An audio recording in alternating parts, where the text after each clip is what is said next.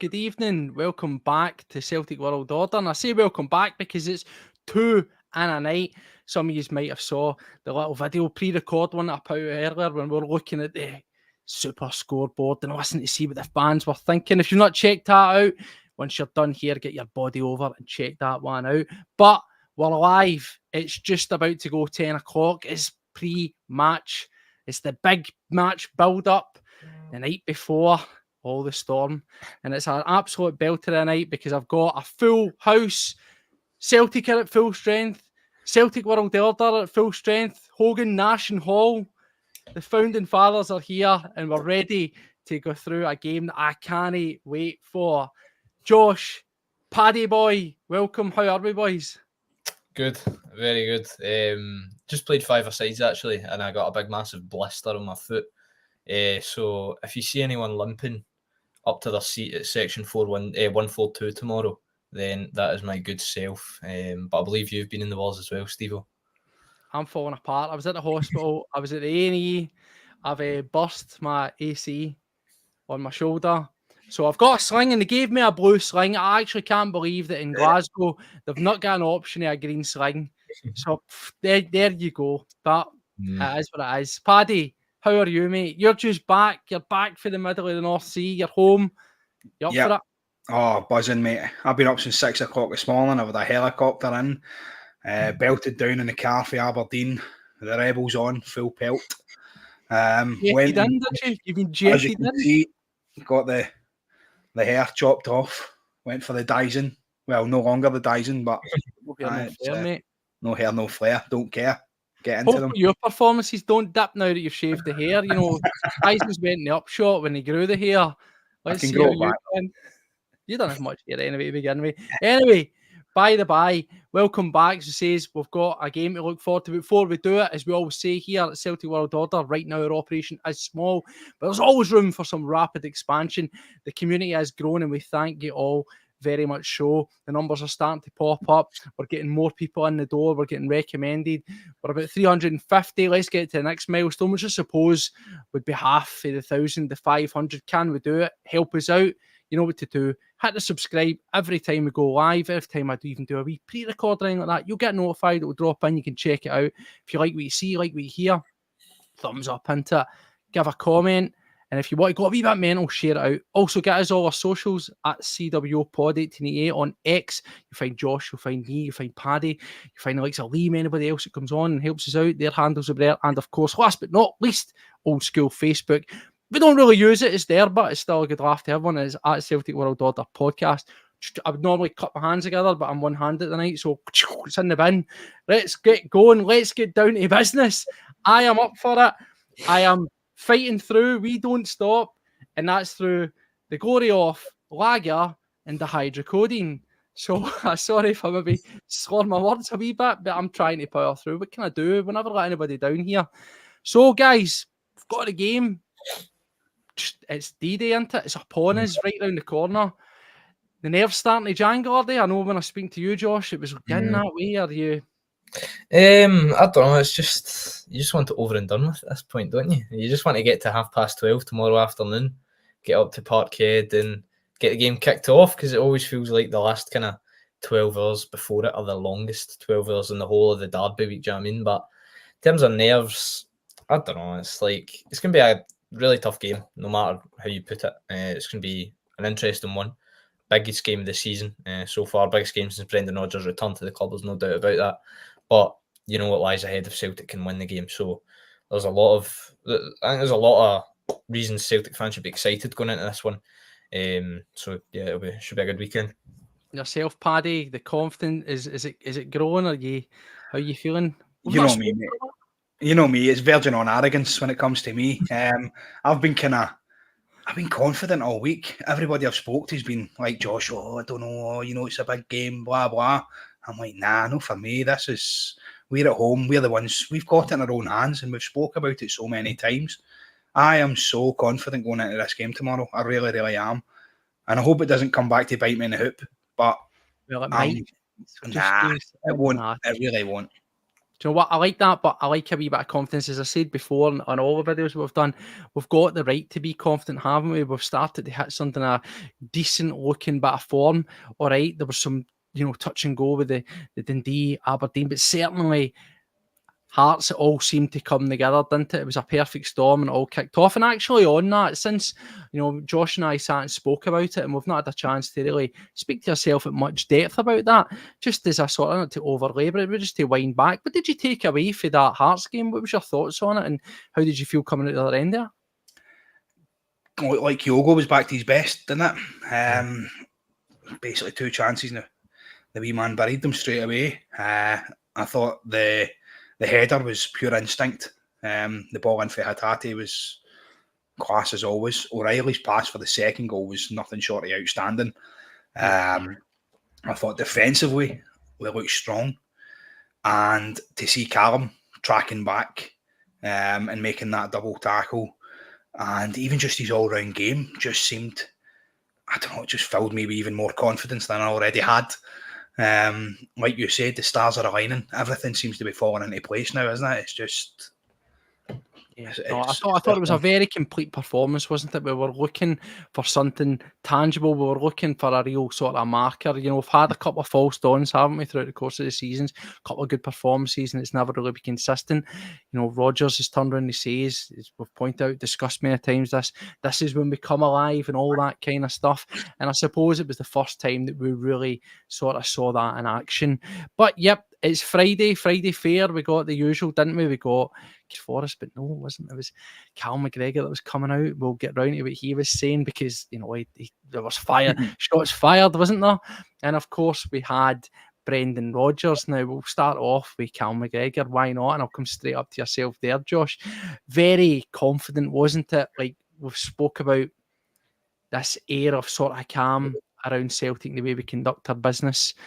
Very composed. The message was consistent, and of course he says it was put to him that Cantwell thinks that he maybe just wants to win this a wee bit more than him.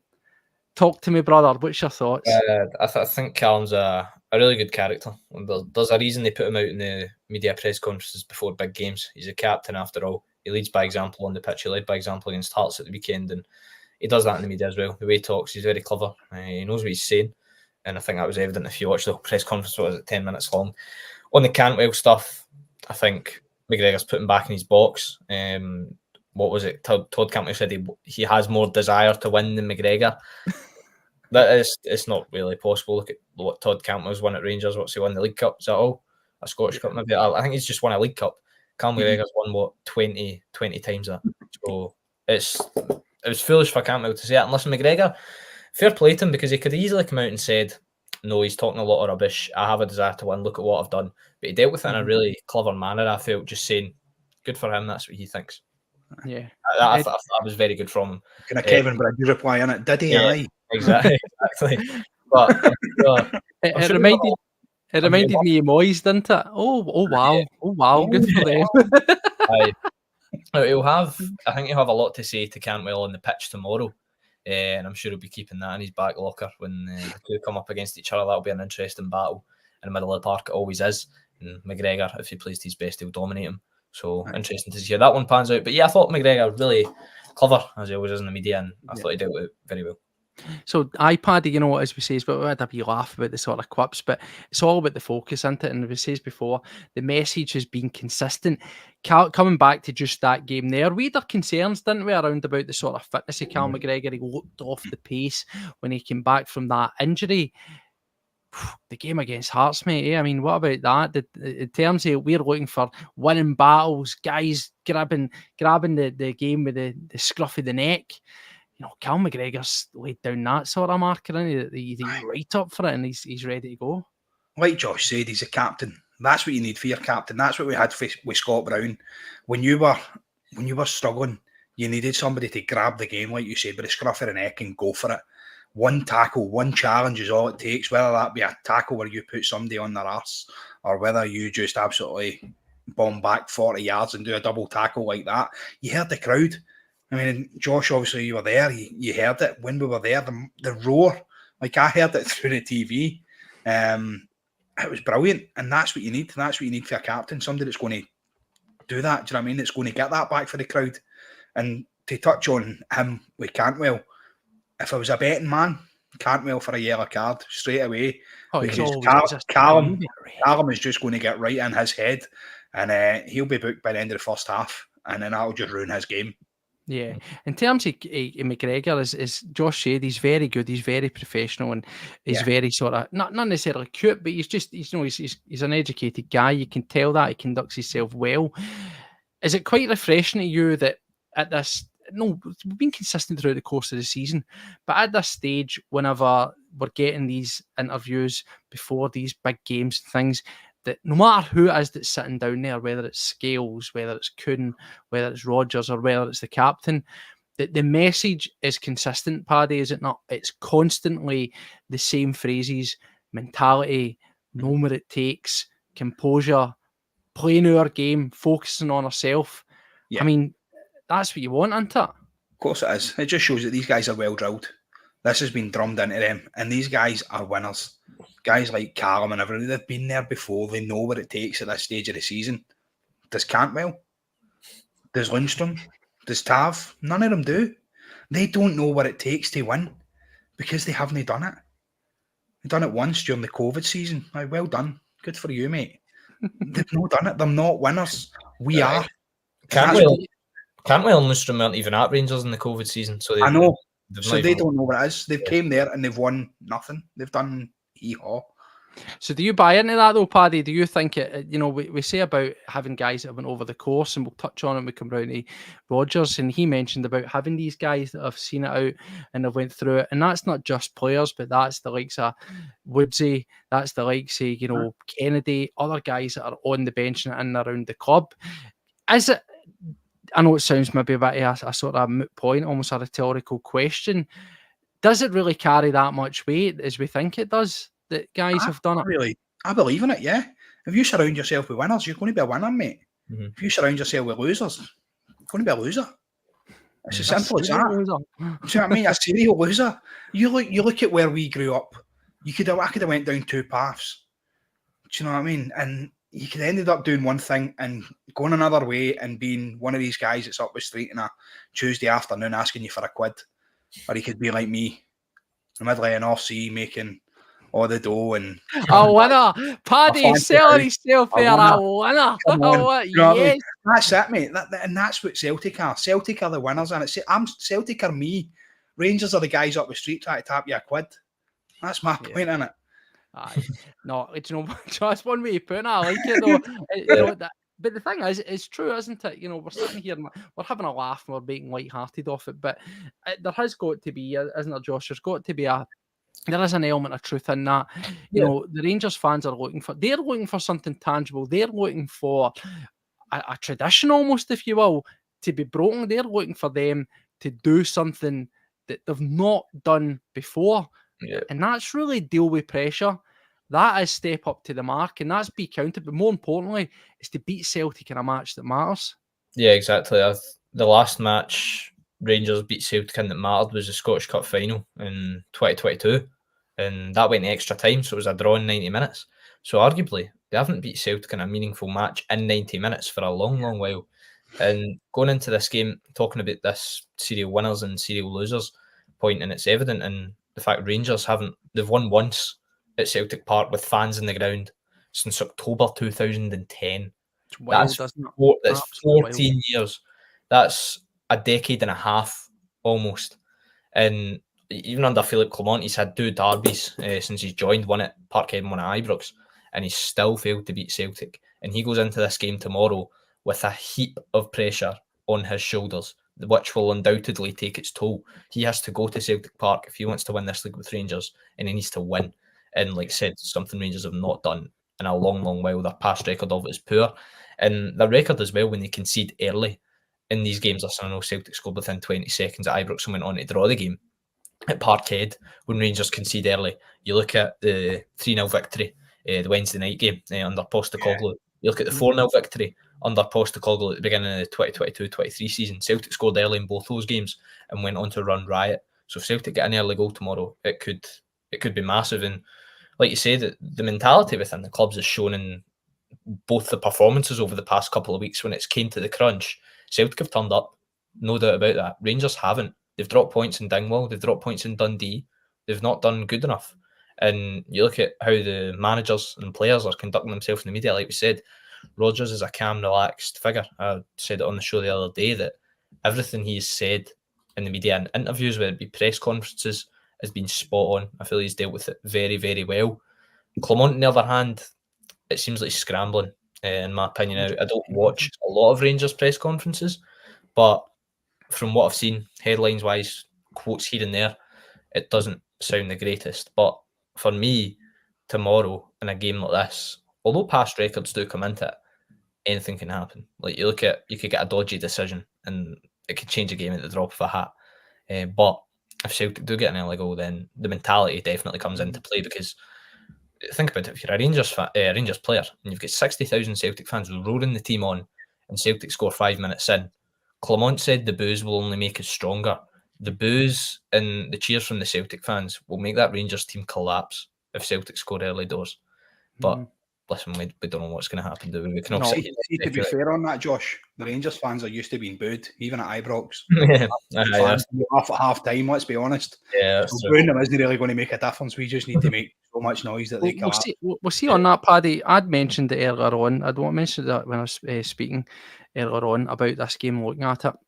I thought that was quite interesting, the fact that you've got the way that we know that Rangers tend not to deal perhaps with their fans getting on their back or negative when the crowd's against them as such. Now, that more so comes to the fore when they've got fans in the stadium, whether it is away, but particularly at home. Now, what I found interesting about the last time we played them, the 3 each game, yes, we were in cruise control, and all right, they got a penalty, and it's a bit sort of dodgy, whatever way it comes about. But anyway, they got themselves into it. But I did think, and I wanted to see what you think, if that's shown that there maybe is mentality or if it's just circumstance.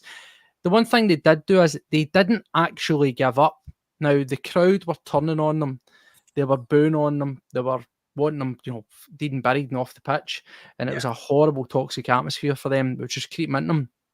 But on the flip side, they did keep fighting. They did keep playing.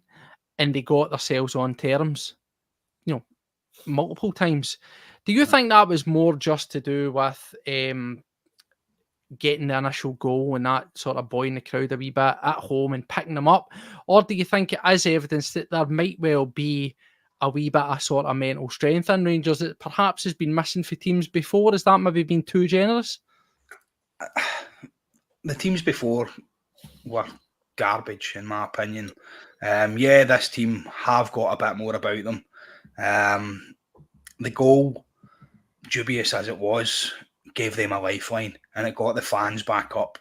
And you've said it before, like when the crowd are there and they're going for it and your crowd are screaming you on, it sucks the ball into the net, doesn't it? I don't know who it was that says, was it Brendan? Did Brendan say that in one of his interviews? He says like the Celtic fans can almost pull the ball into the net when they're that loud and they're that confident and you're screaming your team on. And I feel like the fans at Ibrox did lift them a little bit. Obviously they got it back and then Ida scored and you thought, right, that's it again. But they didn't stop. They just kept going. And previous Rangers teams would have folded under that, yeah. I do believe they would. But when it's in our atmosphere, in our park, I feel that it'll be a different story. Yeah, no, I mean, that's the thing. Rodgers said as much about how vital the fans have been and how much vital they will be. He said that as much in his press conference. I just thought that was very interesting. Their manager was trying to allude to or suggest that his team have got what it takes to sort of fight against that. And when it's been shown that it's not, they looked as if that game against Kilmarnock, as I used as a prime example, they were getting frustrated, not necessarily the fans were getting frustrated, but the players were getting visibly frustrated when things weren't going against them, when the referee was pulling up for silly wee fouls, when there was long VAR checks. Then when they went down 1-0, there was a typical pointing at each other and a bit of arguing, a bit of discontent. I just don't see how, if we get ourselves ahead this time around, I know we can argue that we were 2-0 cruising and they made it squeaky bum time the last visit at Parkhead, but I just don't see, if we get ourselves ahead, like Josh said, early on with that crowd behind us, that anything other than a mental collapse from Rangers is about to happen. Do you think, I mean, again, do you think that's fair? Or do you think that's maybe just giving ourselves even a wee bit too much credit? No, listen, 100%. If we go 2-0 up in the first half, they will collapse. I'd put my money on it being 4 or 5 after that. I just feel like we've got so much more than what they've got. The game against Kilmarnock, right, fair enough, the refereeing decisions in that were absolutely laughable. I think the first 20 minutes, it was about 15 minutes VAR. It was just unbelievable. But I thought Kelly were the better team up until probably near enough the end of the first half. Kelly looked the better side, and you thought, you know what? I watched it and I was just laughing. I'm going, we are going to take 5 or 6 off of them, because their defence just looked, like you say, they were arguing with each other. They just didn't have a clue. They didn't know what was happening.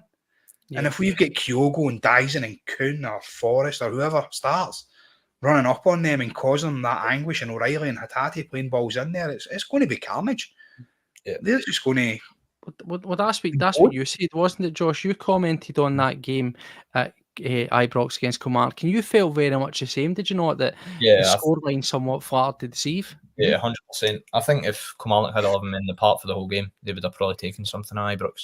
And Celtic would have had the opportunity to mathematically win the league tomorrow, if that was the case. But it wasn't. Now, listen, talking about this Rangers team, there is no doubt that they're an improved side on like guys like Beale's team or like Caixinha's team. But we mustn't forget, Clement has come in, right? Done an all right job, but he's got them winning games they should be winning. Yep, he's turned them from a below average team into an average team. Celtic, I was just looking at it there. So in Rodgers' second season in charge, Celtic finished with 82 points. Now Celtic currently are sitting on, I think it's 84 points this season. That's with 3 games to go.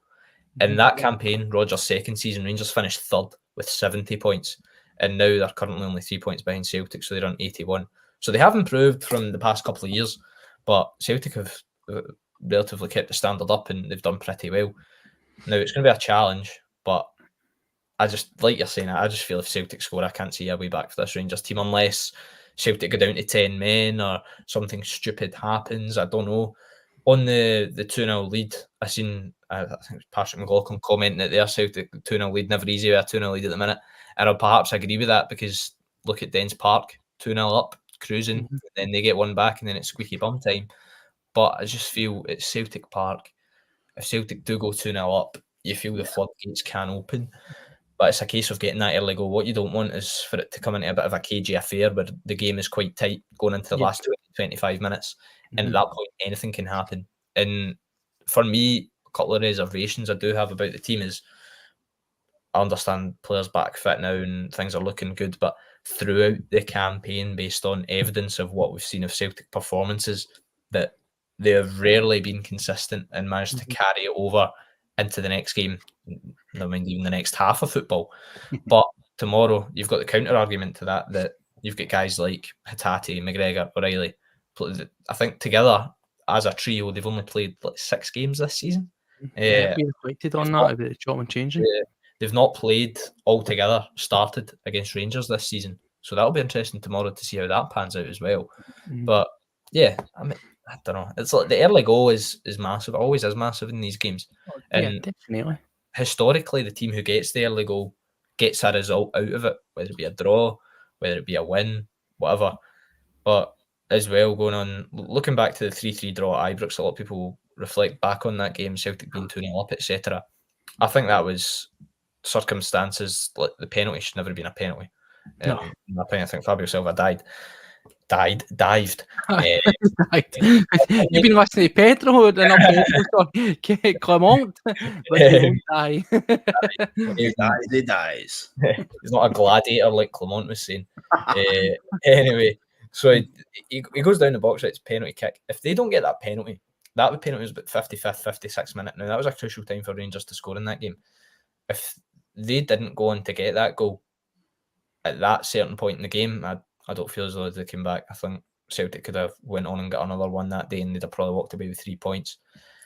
And then this time around, if say that happens, say Celtic were 2-0 up and Rangers got a goal back from a stupid penalty, which is well within the realms of possibility, and it goes 2-1, I think the Celtic crowd would have enough to back the team and get them back in the front foot and get another goal to go 3-1 up and restore the 2-goal advantage. But at the minute it's all with buts and maybes. It's just going to be interesting to see what happens. Yeah. I think in terms of the lineup, so what was interesting from Rodgers' press conference is obviously there's a lot of debate about the wing positions, like whether it's going to be Kuhn, Maeda, Forrest, etc. So there was a question that was put to him towards the end of the press conference. A boy called Daniel asked it, I know, and it was asking basically, Daizen Maeda coming back into the team. Forrest has been playing in the left the past couple of weeks, and that's when he's been doing well. Yep. And that is obviously Maeda's primary position. And he asked, well, can Forrest operate on the right? And is that something that we're going to see Maeda going back onto the left? And Rodgers basically talks about it, doesn't he? He talks about it and he says, oh, you're practically giving the team away for me. So that to me suggests that it's going to be Forrest on the right tomorrow and Maeda on the left. We'll break into that as well. Anybody, there's a lot of you in the comments talking away there. Get in your thoughts. Let us know what you're thinking in terms of lineups, in terms of how you think that we'll play it, even if you think of how Rangers are going to play it, and obviously score predictions and all that. We'll get them up on the screen as well, and we'll discuss game through. There's one wee bit that I just want to touch back on before we get in the sort of bones of the teams and the tactics, if you want to call it that. And it is this, and it's something you mentioned there, Josh, and I want to come down to yourself on this, Paddy, because this is true. When I done the video earlier on and I listened to Super Scoreboard for all that it was actually Kenny Miller of all people that said this, and I fully agree with him, where he turned around and says Celtic were in cruise control in those two games previously, 2-0 up. And then no matter what way the goal comes, it's irrelevant how the goal comes. As Josh said, that could be just a good free kick, as we've seen before. It could be a good bit of play. It could be a dodgy decision. But when we have lost the goal, we have been shook. People say Rangers have never laid a glove on Celtic, and I think that would be arrogant and inaccurate, because they have laid gloves on us. And when they have, we've shook, we've wobbled, we've looked uncertain. Now, I know it's different gravy being at Celtic Park, but we still wobbled, let's be honest. We were 2-0 up. They got that goal in the last game at Celtic Park, and there was a wobble, and it looked uncertain. And it was Joe Hart that was digging us out with a big save near the end and making sure everything was good. Is that still a lingering concern for you, Paddy? As Josh said, we've had these false dawns where we've had a great performance and we've not been able to carry it over. Is that still a wee bit at the back of your mind, thinking, let's hope we don't lose a goal because we have been shaking? Yeah, a wee bit. You seen Joe Hart there, like you mentioned, Joe. The Hearts game, I thought Joe was outstanding. It's some absolute cracking saves. Performance-wise, yeah, we've been going game to game, or like Josh had said, half to half. How many times have I said that all I want is Celtic to go out and perform for two halves? I'm fed up seeing one half where we're absolutely brilliant, and then the other half where we kind of just go out and look lethargic, take our foot off the gas, essentially. I just like a 90-minute performance against them to put them back in their place. I feel like we've got it in us. I feel like the players are coming back at the right time. Callum touched on it as well. He said about they haven't played a full-strength Celtic. Was it Callum or was it Brendan? I'm not sure. They both sort of alluded to that fact with the chops and changes. We've had chops and changes. The first one, obviously, we didn't have Carter Vickers. Then we didn't have Callum. Obviously, Rio's been out. This is the first time that we've had a squad where you could go, do you know what? That's the team I would have picked. That's the full Celtic squad that I would have picked to put out there. And if he does start that, if he puts out the strongest 11, if we are all 100%, God help them. That's the confidence I like. But Rodgers, we'll touch on Rodgers before we start getting into the actual game. You mentioned a wee bit of it yourself there, Josh, and obviously we've sort of mentioned it in passing. But again, it was, as we said before, it seems as if where both clubs are at this moment in time, despite what you might read, despite what you might be told about, what you might be told about Rangers and all these kind of things, for me, they're almost in parallel universes, are they not? Yeah. The two press conferences could not be any different. Rodgers, what were the headline points? We'll pick through them. He was relaxed. He was focused. The same message, the consistency. We focus on ourselves with the really good week of preparation. And one thing he said is we have prepared for multiple scenarios. So is it multiple formations, multiple setups, losing a goal, going a man down. It looks as if no stone's just been left unturned. He also said as well, ignoring ignoring the outside noise, which is something we're talking about, something that they have not been able to do. They've got sucked into those wee bit of sort of mind games they're bringing up, as you said, Josh, previously. He's voluntarily bringing up these comments that have annoyed him from Rodgers. You've got other guys talking about lack of harmony. You've got videos of him arguing with fans. You've got all this stuff. It was a very assured performance, Josh, was it not, from the manager? Yeah. The same things and the consistency. And another wee bit that he put on that I just want to get your thoughts on when you drop it in is he was asked about when we were in the bad place, if you will, when we were dropping points. And he said, as did McGregor, he echoed it, it's about trusting the process, believing in what you're doing, maintaining what you're doing, keeping going, and then it'll bear fruit. Yeah, I think in terms of the dropping points part as well, I alluded to the fact that it's primarily been not having your best players available throughout the campaign. And it was evident in the fact that when you had everyone back for the first time, you put in a brilliant performance at the weekend against Hearts. So you can put that down to that. Just on his overall press conference, I think he handled it well. You know, it's what you expect from him. They call him box office Brendan or whatever it is. And his press conference wasn't entirely box office. I assume if Celtic win tomorrow, his post-match press conference will be box office. But the game, the one today, it was like Cam, much like the captain, Callum McGregor there. He's been around the block several times. Rodgers, he's managed several Glasgow derbies. He's lost only one.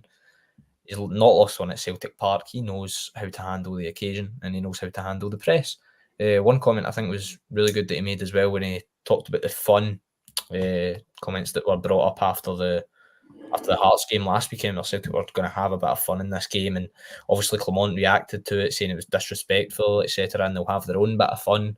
I think Rodgers, he was asked about that today, and he said, well, anyone that was in the room when I said that would have known that I didn't mean it in that sense, and that I've been here several times and I enjoy this fixture as being intense, a big game. And he would actually said that the fun comment was actually meaning something like it's a big derby and it's a fun derby to be involved in. He didn't mean it in the sense that Celtic were going to go out, have fun, happy days, 4-0 up the road.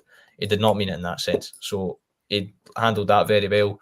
Just overall, it was really good. That's what you expect from the manager. I think he handles himself very, very well in the media, unlike across the city. And like you were touching on there, Stevo, I think the moods in the two clubs right now couldn't be any different in terms of how the fans are, in terms of connection with the players and the fans, the way the manager's speaking in the media, even performances as well, and arguably results over the past 5-6 games couldn't be any different. And so whether that's going to be come into play in the performance tomorrow, we'll just have to wait and see. We don't know. Yeah. Is all this stuff going to lead into the game and it's going to be reflected in the game? Don't know.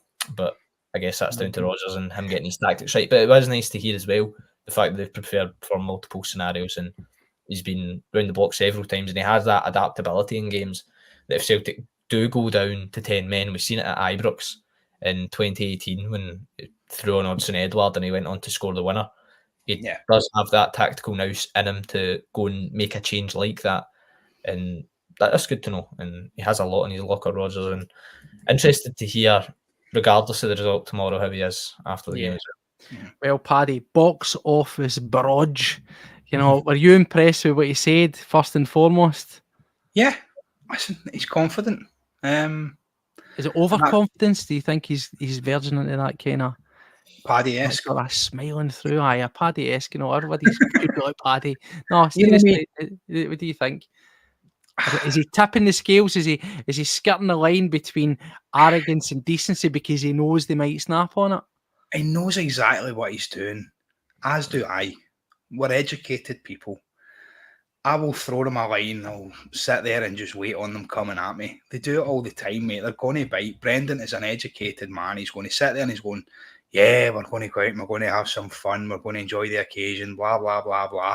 Knowing fine well that across in the other camp, they're going to be chasing caravans and doing whatever they do, the Pedro-esque stuff. And we've seen it so many times before. You've seen the picture of Brendan Rodgers standing beside a gravestone, and it's got the name of all the ex-Rangers managers that he's been there and seen away. You can just add Clement to that list. He's going to be another one that's on there. once we win this season, he's out the door, and they're going to give him money. He's going to spend it in nobodies, and we're going to scud them again next year. This is bold. This is bold. So anyway, I'm going to roll you up, and I'm going to throw one out there to you because we said about the difference in the camp, right? Give you a wee chance to. I know you're tuning at the back. Keep it clean. Keep it clean. Keep it clean. But I know you're tuning at the back, right? On a serious note, we laugh. We do, of course. That's as I say a million times, the term I use, that's football fandom, right? Mm-hmm.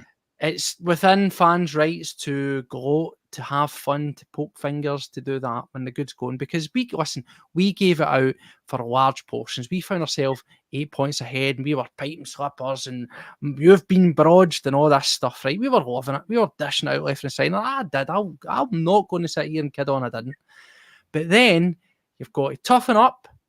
You've got to put your big boy pants on, and you've got to take it, because we were taking it and we were getting it dished out. And it's almost came full circle. We're not quite there. So as I always say, there's a wee bit of trepidation. You've got to tread carefully. You don't go too far with it. But the one thing I think we can actually say is, and be truthful about, keep saying about the managers, the tone is in polar opposites. I think when come in, there's no doubt, I'm not going to disrespect the man. I thought, as Ross has said, he's made them a better team. You could argue it wouldn't be hard, but he certainly made them a better team. He's picked them up. He's done whatever they need to do, and he's making them beat teams it should beat. Mm-hmm. At first, he came across as being not necessarily a breath of fresh air, but there was an air of professionalism around him. Yeah. But as time's chipped away, as the Goldfish Bowl of Glasgow sort of ate into him a wee bit, we've heard crazy quips about, I'm not a mathematician. We've heard this stuff about, it's like when your family's pregnant. We've heard about gladiators and we won't die. We've heard all this stuff. I mean, is his brain, is it frazzled? Is it the occasion? Is it just the pressures? Is it in mutiny? What is it, Paddy? Talk to me. Why are we seeing essentially a Pedro-esque morphine right before our eyes? I think in order to deal with the Glasgow situation, you have to be a certain type of person. You have to understand what the rivalry actually means. And do you know what? Brendan gets that. Neil Lennon got that. Gordon Strachan got that. These managers, Martin O'Neill, got that. All of these guys that we've had in as managers understood what it meant to deal with a Glasgow club, to manage a club of that grandeur. Like you said, you're in a Goldfish Bowl. You are there. You are in that bowl constantly. No matter where you go, you can't walk down the street without somebody either loving you or the other side absolutely hating you. And it gets to a stage where, yeah, it's going to build up. It's going to eat on you. And it's ate on previous managers, and we've seen them collapse. Pedro Caixinha was probably one of the best. Like, so many of his comments got us, like, pure comedy value.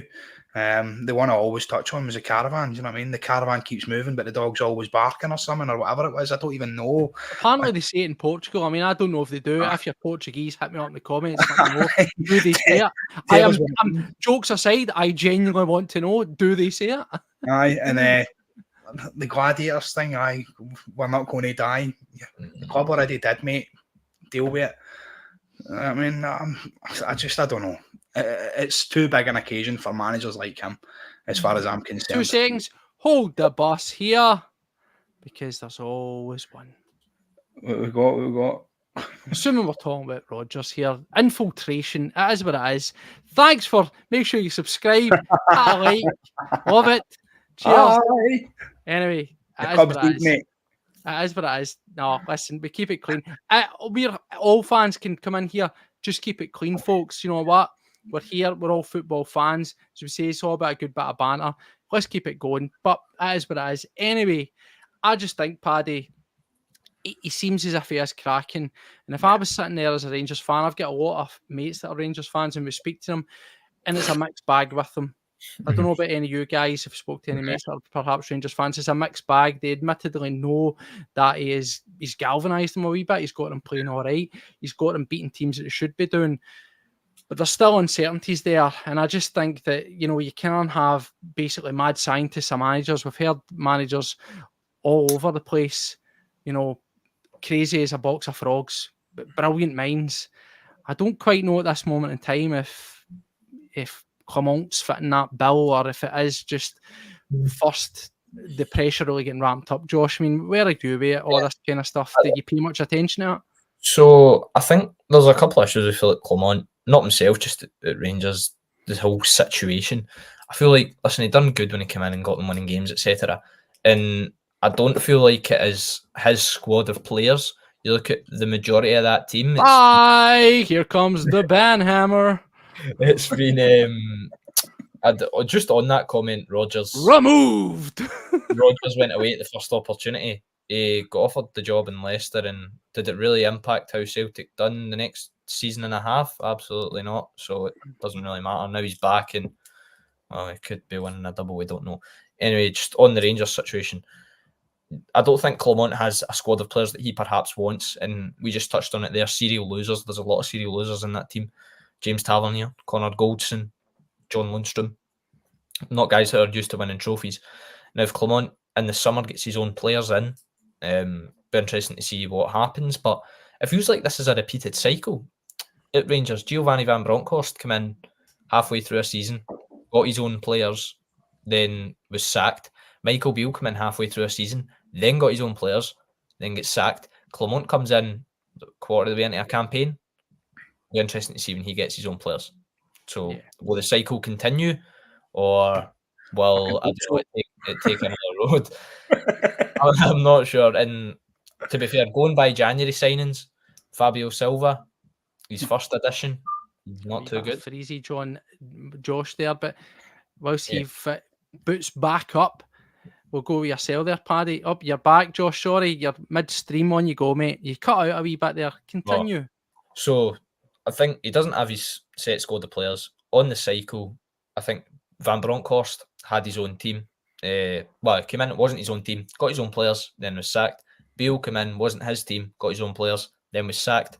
Is it going to be the same with Clement? We're just going to have to wait and see, because he's not got his squad of players bar one or two. But even the one or two he has signed in January, Fabio Silva, £40 million man, he's absolutely not shown that since he's joined. Just interesting to see what happens. But see, on that, can I just quickly throw this at you? Yeah. Obviously, it's all hypotheticals. We're not getting ahead of ourselves. But the question being, of course, we always talk about this as not only being a potentially title-defining game, it could be an upwards of 60 million jackpot game. Yeah.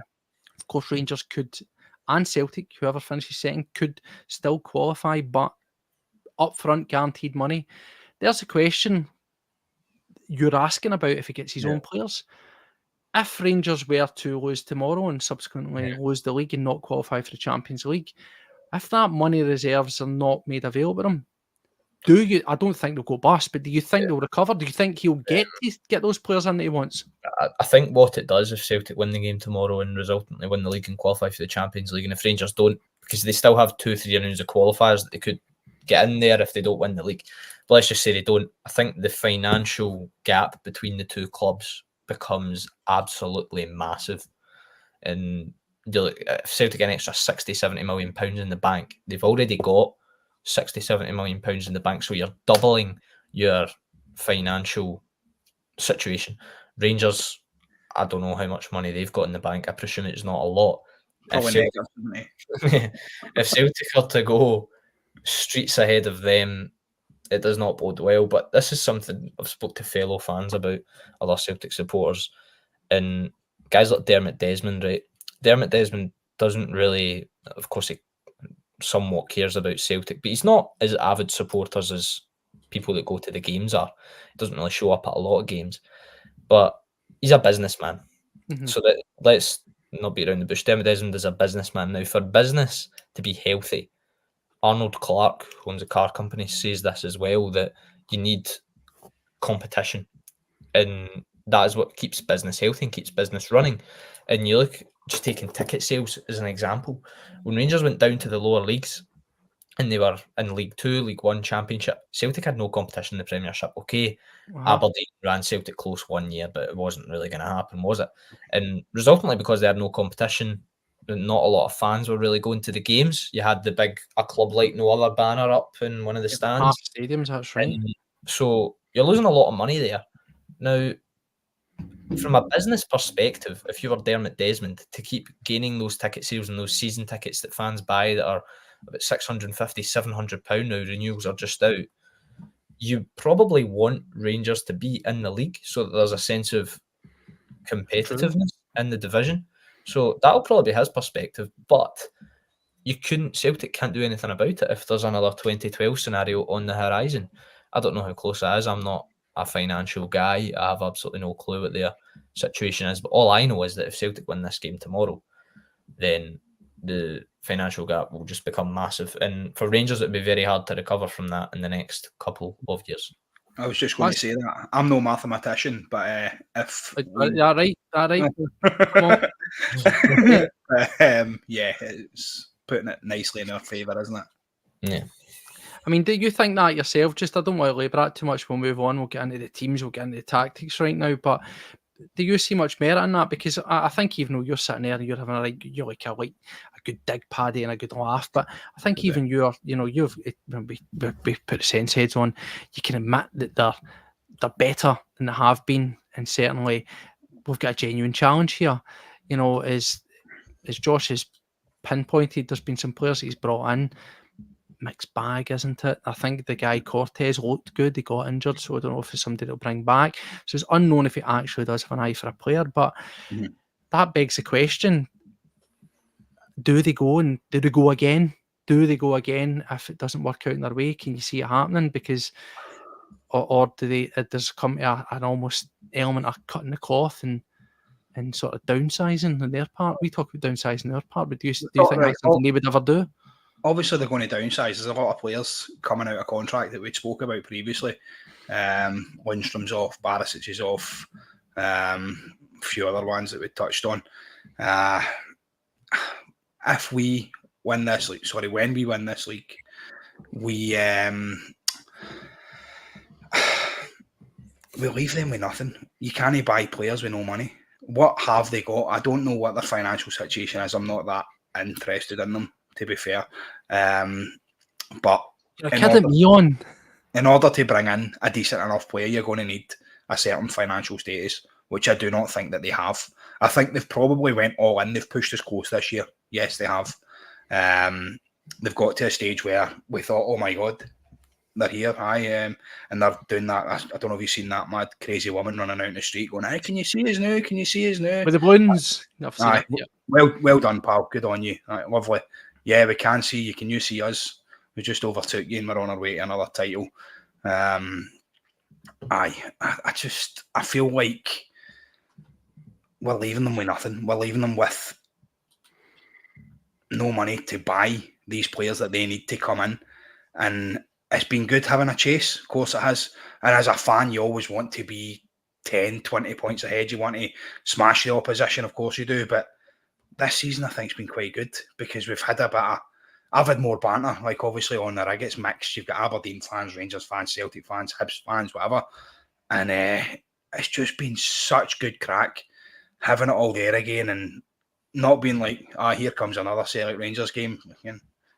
Get it around you. You know what I mean? Blah, blah. And that's kind of the way it is. You know what I mean? The nerves are good. It's kind of funny. We touched on this, didn't we, Josh, where I sort of, obviously, you are much younger than ourselves, and I asked you, I was like, what do you think it been tight? You know, and you sort of says, I've just been used to the status quo. Like, you've only known winning, Josh. Is that what it is?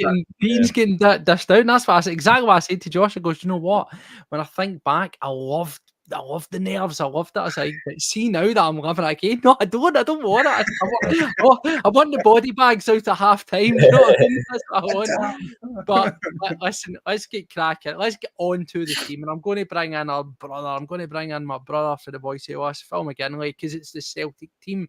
We need to discuss it. I think he calls it perfect. It is. That's my team. I'm having all that all day. 100%, yeah. Josh, start yourself straight up, mate. Yeah. I was thinking about this before I come on, and it is Phil's exact words. The team picks itself. It really does. The back four is set. It's been set for the past couple of weeks now. The midfield is the strongest midfield. Yeah. Daizen Maeda is critical in Glasgow Derbies up against James Tavernier. James Forrest is the most on-form winger at the minute, and Kyogo is Kyogo. He's done it in derbies gone by. He's just off the back of a brace. The team absolutely picks itself, and you do have strength in the bench as well. Adam Idah came on at Ibrox and scored. Paulo Bernardo scored in the derby before. You've got guys like Nicholas Kuhn who can come on. Anthony Ralston if you're having to shore things up at the back. So 100%, the team picks itself, and it is a very strong team. Yeah, I'd said that as well previously. Obviously, Callum and Brendan had said that this is probably the first Glasgow Derby going into where you could say this is the strongest team. And looking at that, that's our strongest team. That's the best Celtic team you could possibly pick out of the players that we've got. Do you have any reservations? Obviously, we know we typically switch the wingers, and that's something that we usually do. I don't think we don't usually switch the wingers when we've got Maeda nailing back Tavernier, getting him into those uncomfortable positions. The position I always say, which should be his bread and butter, it should be his second home defending, but it's not. So we won't really switch the wingers as so long as Tav's on the pitch. That's just not going to happen. It's going to be Maeda on him. If you have any reservations, both of you, I'll start up yourself, Josh, there. If you have any reservations about Forrest starting on the right, I think he should be in, but he's stuck with Kuhn the past 6 weeks. Despite what he said today, do you think he just goes with it? And do you trust Forrest to be able to fit in there? 100%. He's only scored twice against Rangers, but he's been over the course. He's scored big goals for Celtic in Europe, cup finals. Scored coming in for the right, if you remember. Yeah, exactly. The goal in the 5-0 win at Parkhead. It came from the right, and the goal in the 2-1 victory at Parkhead, where Odsonne Edouard squared it to him, came from the right-hand side. So, yeah, that's his strongest position. That's where he's played the most of his career. And absolutely no reservations. Listen, if it was on the left-hand side, Forrest was playing up against Tavernier, then you probably would have some reservations about that. But I'm not sure who Rangers are going to be playing left back tomorrow. Is it going to be Sterling? Is it going to be Borna Barisic? Is it going to be Radvan Yilmaz?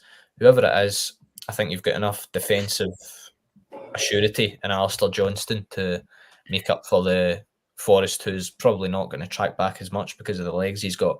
And if he does start, which he probably will, he's only really going to last 60, 70 minutes, and then you'll be bringing Nicholas Kuhn on anyway. So, absolutely no reservations about Forrest playing the game. He's on form at the minute, he's scoring goals. And even though he didn't get a goal or an assist against Hearts the weekend, I thought he was still very effective.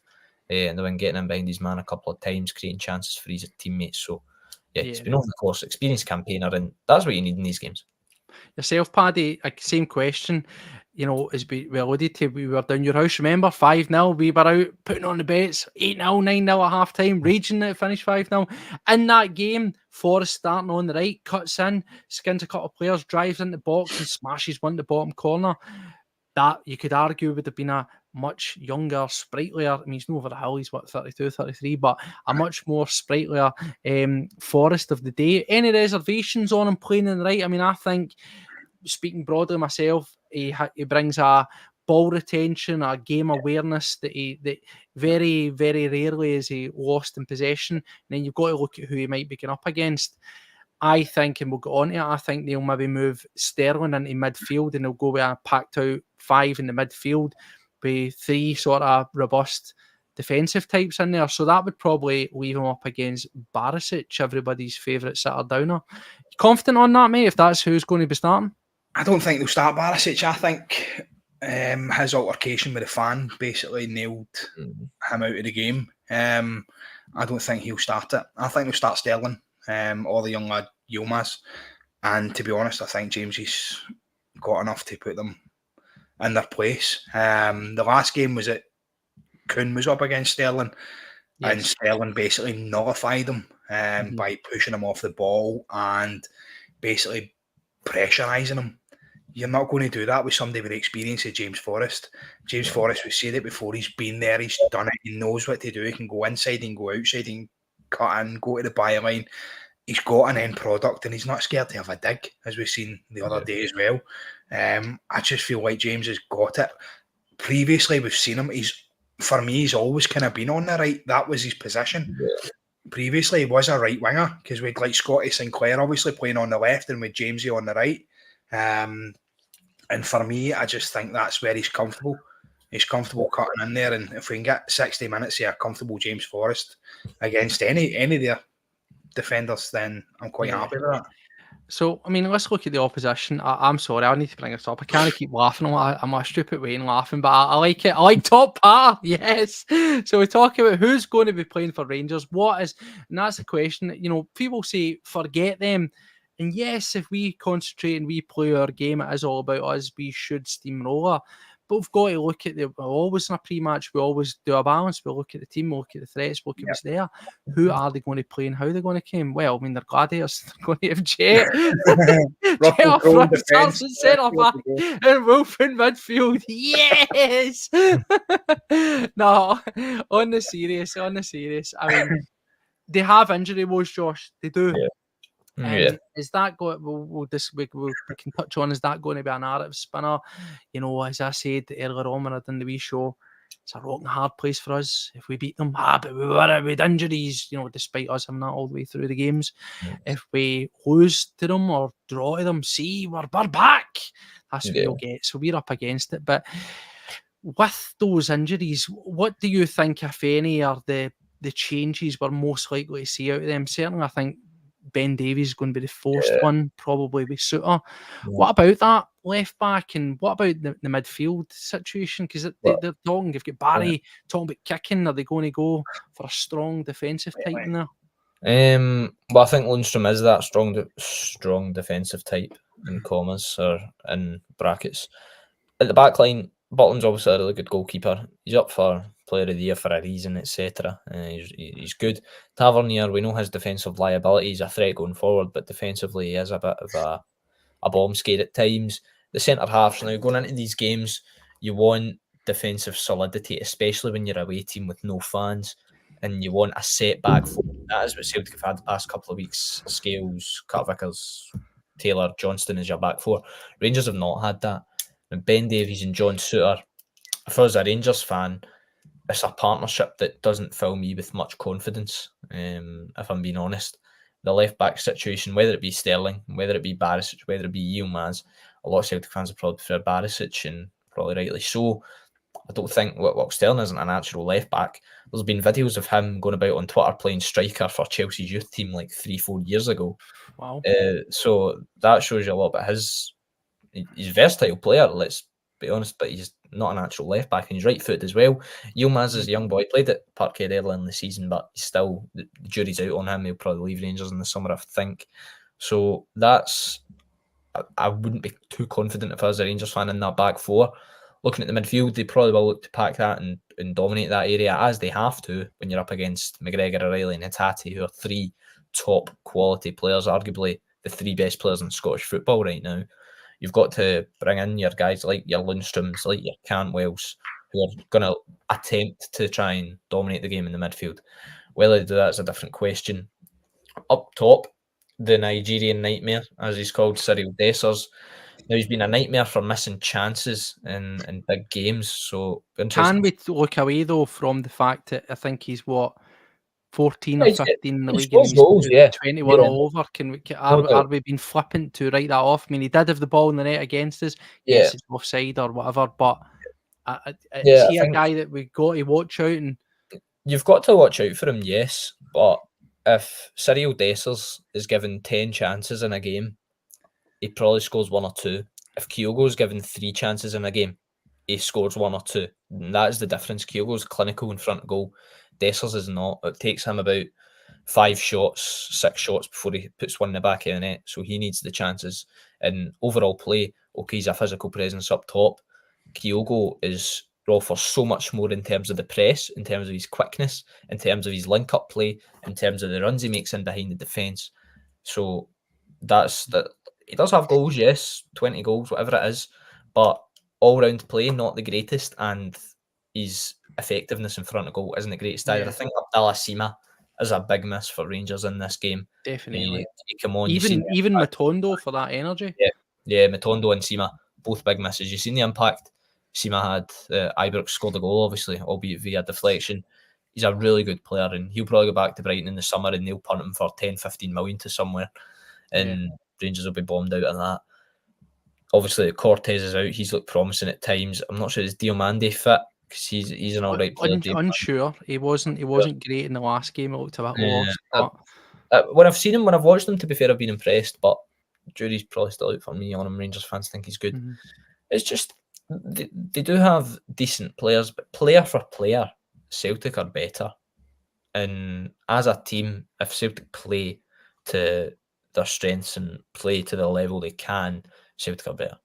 And yeah, and see with that, you know, we'll touch on it, and I want to put to yourself, Paddy, in a slightly different way. You know, we've sort of discussed they've got injuries again. Some people are saying, and as always a wee bit of gamesmanship. Oh, we've got these injuries now, and surprise, they jump out. So you know, there might be some nonsense in gamesmanship, and that wouldn't put it past them. I think guys like Sima and Matondo, I think they're actually out, and I think Goldson's out. It's just whether your Baloguns and other guys that have been sort of mentioned are going to be out. But the one thing I want to ask you, Paddy, is and how do we know how we play it? Our motto, our game plan is always simple. It is, here's how we're going to play, and let's see if you can deal with it. Now, admittedly, we've been up and down at times this season, but what do you think we're going to get out of Rangers? Now, again, people say, why are you bothering about that? Because, well, that's who we're playing against. And the reason I'm asking is they need to win. Yeah. Now, despite their manager, as he says, he's not a mathematician. Apparently, he'll play for a draw. I mean, I don't know why, if he's happy with that, but cool, whatever. The thing is they've got to win. Right. Now, do they do what Hearts done? And do they come out and they go all guns blazing? And as we've seen, open up those channels and give opportunity, leave space for us to thread balls through and work them off, right? Because in that game against Hearts, that's exactly what Hearts done. They came out the traps, right? Yeah. And even though we were 2-0 up, it was still very competitive after 20 minutes. But the reason we were 2-0 up was because they came out and they left the gaps and we got in behind. We scored, we capitalised. Now, are Rangers going to do that? Or are they going to be more tactful, do you think? Or do you think they're going to try and sit in? They're going to try and absorb? Do you think they're going to try and hit us in the counter? And if they do that, can they get away with it? Can they nullify us? Can they sit in? Is it in them to do it? If you watched the Kelly game, as I said previously, there was a lot of long balls, or as you call it, the chaos ball, over the top. And I couldn't help but feel watching it. It was practice for against us because they kept doing that ball right over the top towards the left back and the centre backs. It just always seemed to be popping the ball up to your big man Dessers or whoever else seemed to be in that position at that time. Was the long ball over the top, and it felt like it was practice for against us because I think they know coming to Celtic Park they're going to have to absorb a lot of pressure because we're going to be up for it. Let's face it, we're going to be going for this. We know what it means. We know we win this game, it pretty much puts the final nail in their coffin. And for me, that's it. They have to win this game. As much as their mathematician manager says they could settle for a draw, unless it's 5 each and he gets the goal difference, then I don't see how that's going to work in his favour. But I feel like the long ball is going to be their part. I feel like they're going to sit back, they're going to try and absorb it, and then they're going to try and lump the ball. You'd mentioned obviously packing out the midfield, and Barry Ferguson touched on kicking our players up and down the park or whatever. Well done, Barry, backwards. Like we've all seen how you played, pal. Another nobody. You see with that, Paddy, to jump in and interject, with the midfield, I'm very much of the opinion they're going to try for a midfield overload. Now, the question for me is always going to be, as Josh touched on, do they play Dijon Sterling at left back or do they shoehorn him into midfield? Now, I wouldn't be surprised if you get, I think the big question for them is, do they play both Sima and Cantwell? Because both, where you think they're garbage or where you think they've got something in it, they are attacking influences. Now, I actually think they need to be robust and they need to try to nullify. So the way I think, I wouldn't be surprised if what you see tomorrow is Diamande, Lundstrom, Sterling, and one off a Jack or a Raskin. Aye. With either Cantwell or Silva. I think that's the way they're going to go. I think they're going to just, as I call it, try to staunch the game. Yeah. They're just going to go for power and aggression in the midfield and try to swamp that. And again, how do we play through that? Do you think that they are stupid enough, should I say, to come at us? You know, if you're going to come in time, you better hit. I think they are, mate. I think they're verging on that part where they go, well, do you know what have they got to lose? I can tell you right now, our midfield is going to be McGregor, Hatate and O'Reilly. That's what it's going to be. And if somebody disagrees with me, by all means put it in the comments and I'll gladly take that on board. But that's our midfield. That is what it's going to be. You're going to have Dyson on the left and another on the right. But you're going to have McGregor, O'Reilly and Hatate in there. Mm-hmm. And you're going to need big boys in there to push them off the ball and to stop them having their creative minds. Like O'Reilly could thread the eye of a needle. Hatate, obviously everything comes through him and it's fast. Callum barely misplaces passes. And that's where we get our game. We build into games through the midfield, through their players. And if they can nullify that, then yeah, we don't normally play Route 1 football, especially up to smaller guys like Kyogo and Jamesy. And obviously it worked with Joe Hart playing it up towards Dyson when he ran Captain Fantastic into the ground eye. So I think it's a good shout. I think there's the possibility, obviously, to start Sterling in there because he is a physical presence. But then I don't know who they're going to put at left back because I don't think they'll start Barisic, obviously, with the incident with his fan. And like Josh had said, the boy Yilmaz hasn't really showed much to be put into that kind of high pressure. Is he an option for them, Josh? Do you know if he is actually an option?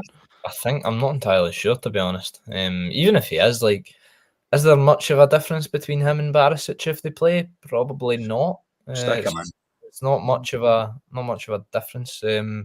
On the midfield, is Joe Aribo back from AFCON yet? Because that's the cry we heard a couple of years ago. If they're going to bring out the excuses, is he back yet? I don't know. Do you think, again, just to touch on that, like, do you think, I don't know, maybe labouring that a wee bit, but as people say, as Paddy says, if we actually break it down, they don't have anything to lose.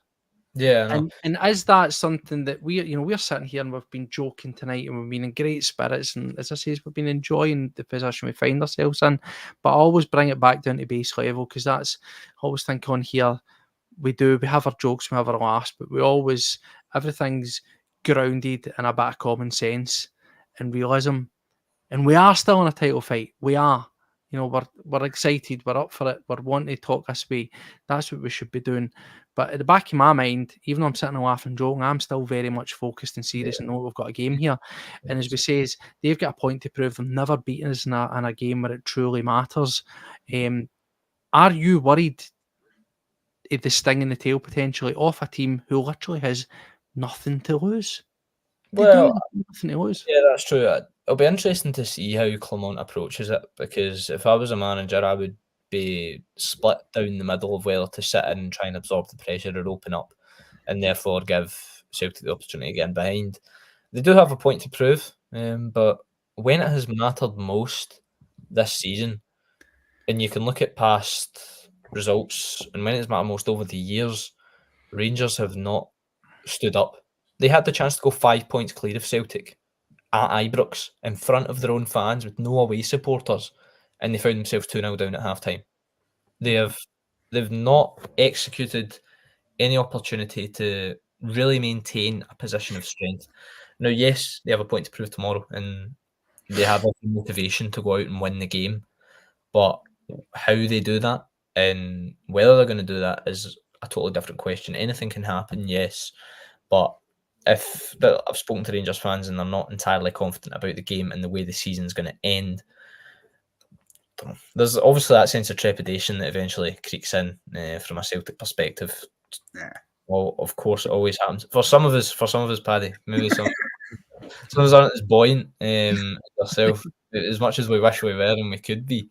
It's just going to be interesting to see how Clermont approaches it. We'll have a good sense in the first 10 minutes of how Rangers are going to play for the rest of the 90, like whether it's going to be long balls, and I think we've seen it earlier in the season. Guys next to me saying it's punt at football. Goldson gets it and gives it up to Cyril Dessers to win the header against Greg Taylor. Yeah. Is it going to be the same tomorrow? I don't know. That method didn't get them much success earlier in the campaign. It'll just be interesting because if they sit in and they try to absorb the pressure, as Celtic continually attack and get shots on goal, the crowd will be absolutely raucous and sucking the ball into the net, as it's been said in the media. So it'll be interesting, but so we'll know by this time tomorrow. We'll be absolutely. It could well be over. It could well be over. As you say, we'll get eyes on the prize. We've got to keep this focus. We've got to carry it through. Just to finish off, Paddy, again, any concerns about a team with nothing to lose? I know you are very confident, very buoyant, but you know they have given us a wee bloody nose at times. They've given us the wobbled legs. They've not been able to get the knockout blow. We've been Tyson Fury-esque and get ourselves right back up and finish the job. But you know, we have got to be wary of that. Sometimes when you're that favourites, when you're that in the mindset and you think, I mean, how many games have we had this season or previously when we've played them like, oh, they'll never get us like that again, we're going to absolutely scud them. The games have been tight. You know, it is a wonderful thing about this fixture, you know, where you love it or hate it. I don't know why you would hate it, but stranger things have happened. You've got to be up for it. And Josh had said, obviously, about them doing the long ball and the punt thing and whatever. I think that's going to be their game because I honestly don't think they've got the quality to play us off the park. Call me arrogant, call me whatever you want. I just think we've got the better players. We're coming good at the right time. We're playing the better football. We're scoring the better goals. We're all-rounded. We're not scoring goals with a captain that's taking penalties every day and a big striker, like you said, that's getting 10 chances a game and burying one of them. We're playing well. We're winning well. And I just feel like tomorrow is going to be the pièce de résistance. It's going to be the icing on the cake. It's going to be the crown and glory that we deserve to show our fans, you know what, this is for you. And I think that's all Brendan says. Just go out and do it for the fans. Do it for the guys in that stand that are cheering you on. Because that's it. Have some fun. Go out and enjoy yourself. Enjoy the occasion. And do you know what? As soon as they walk out there, the noise in Celtic Park is going to cripple the Rangers players that haven't experienced that before. It's crippled a lot better than them. I've been at Celtic Park for some European nights and I've seen the best players in the world fold under that type of pressure. Now, these guys are nowhere near the best players in the world. So I can't wait to be sitting there at 12:30 tomorrow just watching them fold. I hope so. One last thing, don't want to labour it. People hate it. It's never an excuse. It's never something to bring up. Me and you, Josh, we talked about it. I'll just sort of like drop to yourself, Paddy, on it. Willie Collins been brought in out of the cold. He's getting a game. There's the, Steve McLean on VAR. And it's irrelevant. I think sometimes we as fans can look at referee appointments and it can consume us. We can look at who's on our game, who's on their game, who's on these games. And instantly you're almost trying to write a narrative. You're trying to write what's happened before it's even balls kicked. Not to labour it.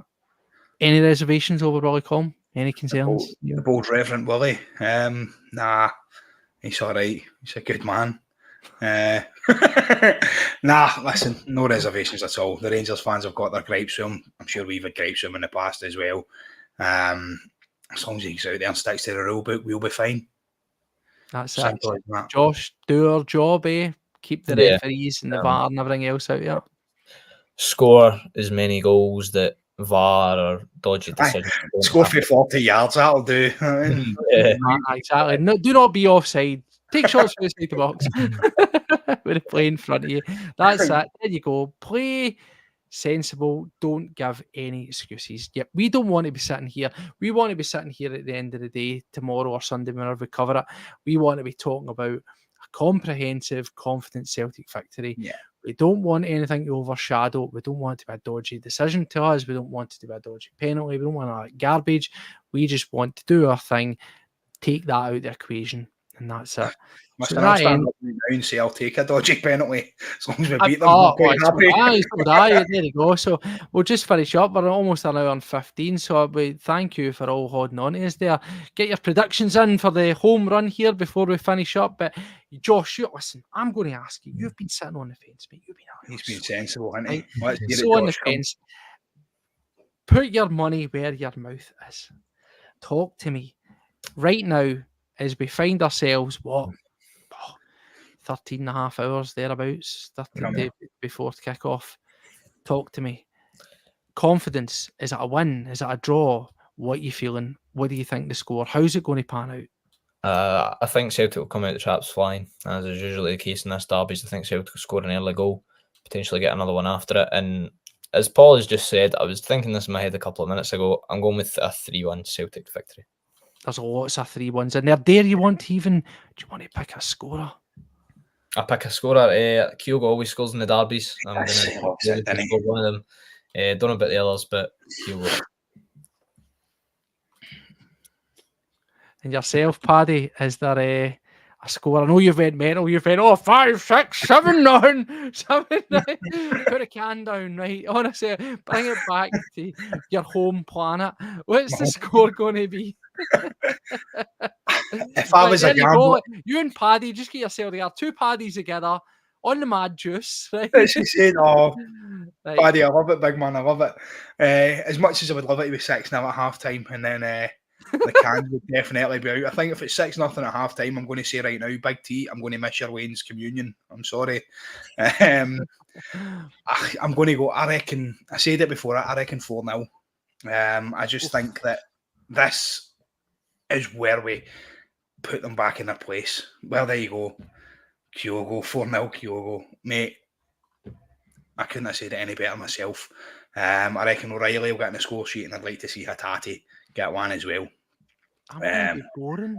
And to top it off, James Forrest. Is this? See if James Forrest scores, right? James Forrest scores.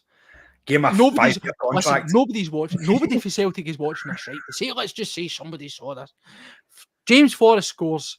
We must play I Am the Resurrection over the tannoy by the Stone Roses. It will be the greatest comeback since Lazarus. It will, definitely. Coming back like the Undertaker. I love it. Exactly. It would be the best comeback since. Take that. Lazarus. George Foreman. There's others. Right, but on the serious note, I think, to me, I'm going to be boring. I'm going to be cautious. I think it's going to be another tight situation. I think we will be swashbuckling. We'll do our thing. I think it'll be 2-1. I think we'll do enough. I think we'll go out there and we'll get ourselves ahead. They'll maybe score later on in the game, and we'll need to just settle ourselves down and do what we do. So I think that's for me. I'm maybe a wee bit boring there. That's me coming in with that cautious head, but I don't like to put too much out there. I'm not padded up. So there you go, in Palma, 3-2. I think these games, by the way, these games have proven time and time again that nothing's as straightforward as it seems. You can have all the form behind you, can have all the stars aligning, but that's it. I just think that it's Cappy's on the mushrooms. See you later, Cappy. There's another one. So what up? It's another one of that. Thanks for watching. Love it. That's it. Hit subscribe, share, tell your pals. Tell your pals. It is what it is. You know what? It's all good fun, and she's probably confident. And as I say, that's what it takes to be a football fan. You've got to back your own horse. You've got to back your own team. Some people maybe be on the horse with their thoughts. Paddy, I don't know what you had tonight, but madness. Anyway, listen, that's us, guys. Time to try and get asleep. Is it? You're going to get asleep? You're going to be feeling? I'm too excited, mate. I'm doing an all-nighter. What time you setting out tomorrow, Josh, to get yourself in the stadium? So my bus leaves at 11, so I'll be leaving the house about 10:30. Yes. So it should be an early start. That's it. Well, we'll see how it pans out. To everybody, whatever you're doing, where you're going to the game, if you're going to the game, if you're going to the pub, stay safe, take care of yourselves. If you're watching at home like myself, I'll be sitting here with my gimpy arm, sitting on the couch, Wayne running about. We'll get it watched, into it, and we'll all be hoping for the same thing. We'll all be hoping for a victory. We'll all be hoping for a great performance. We'll all be hoping that at the end of the day, we'll have one hand firmly on the trophy, aiming for 3 in a row, and hopefully looking towards a pivotal day in May, a possible double. That'd be nice, wouldn't it? Yeah. That'd be a perfect start to the weekend. So thank you to everybody where you're watching us live. thank you for sticking with us. We're 11:15. I know it's late. People need to be getting themselves ready for the preps tomorrow. Thanks for joining us. If you're watching it retrospectively, again, thank you very much. Just make sure you subscribe, like it, all that kind of stuff, and help out the channel. So whatever you do, enjoy the game. We've got a game to look forward to tomorrow. Hopefully it's going to be a win, and goes to the saying, hail, hail, let's get down to business. We have got a title to win. Good night, everybody. Take care. Yeah.